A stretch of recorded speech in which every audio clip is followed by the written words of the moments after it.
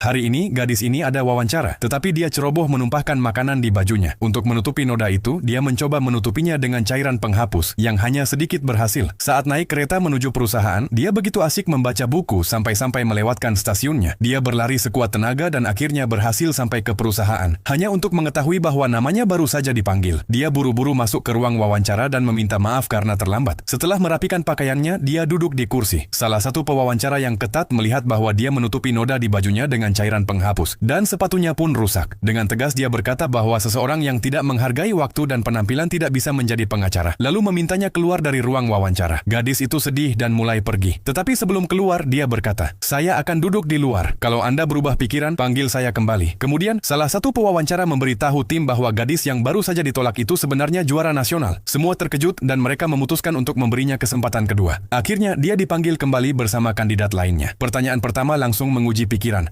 Bayangkan sebuah kereta dengan 100 penumpang hampir menabrak batu di jalur rel. Jika masinis mengganti jalur, 100 penumpang akan selamat, tetapi seorang pekerja di jalur lain akan mati. Jadi, masinis menyelamatkan 100 orang, tetapi pekerja itu tewas. Sekarang, apakah ini bisa dianggap pembunuhan? Semua kandidat lain menjawab, tidak, masinis membuat keputusan terpaksa. Itu bukan pembunuhan. Tapi gadis itu langsung menjawab, ya, itu pembunuhan. Semua orang terkejut. Pewawancara senior bertanya, meski dia menyelamatkan 100 orang, apakah menurutmu dia harus dihukum karena pembunuhan? Apakah itu masuk akal bagimu? Gadis itu menjawab cepat, saya tidak bilang dia harus dihukum. Pertanyaannya adalah apakah ini pembunuhan atau tidak? Dan ya, ini pembunuhan. Karena masinis tahu bahwa dengan mengganti jalur, pekerja itu pasti akan mati. Dan ketika Anda sengaja mengambil tindakan yang menyebabkan kematian seseorang, itu disebut pembunuhan. Seluruh ruangan menjadi hening. Saat itulah semua orang sadar betapa berbedanya gadis ini.